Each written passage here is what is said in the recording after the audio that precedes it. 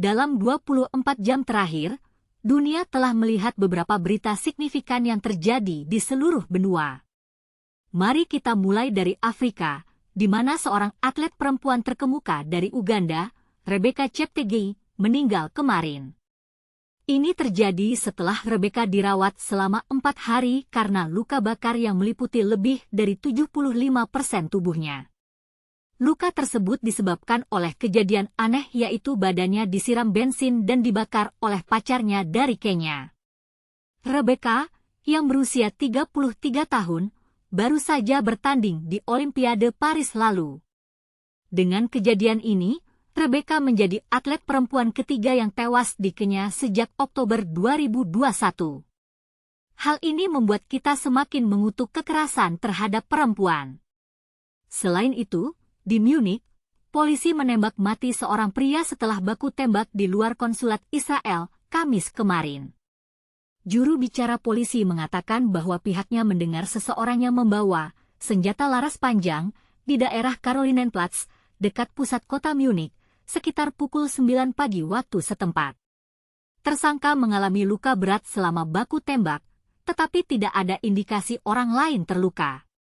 Belum ada informasi jelas tentang identitas dan motif tersangka yang tewas di tempat tersebut. Di Cina, negara ini berencana membangun pembangkit listrik tenaga nuklir yang menggunakan garam cair sebagai bahan bakar dan pendingin di tepi Gurun Gobi. Pembangkit listrik ini juga akan menjadi yang pertama menggunakan unsur logam radioaktif thorium sebagai sumber bahan bakar, bukan uranium yang biasanya digunakan dalam reaktor nuklir. Pembangunan akan dimulai di dekat Wei di Provinsi Gansu, Cina Utara tahun depan dan diharapkan bisa beroperasi penuh pada tahun 2030. Proyek ini merupakan bagian dari kampanye Cina untuk menjadi netral karbon pada tahun 2060. Di dunia musik, seorang musisi berusia 77 tahun telah membagikan kabar terbaru tentang kesehatannya di media sosial. Ia mengatakan bahwa kesehatannya terganggu sedikit, dan dokter menyebutkan ini sebagai stroke ringan.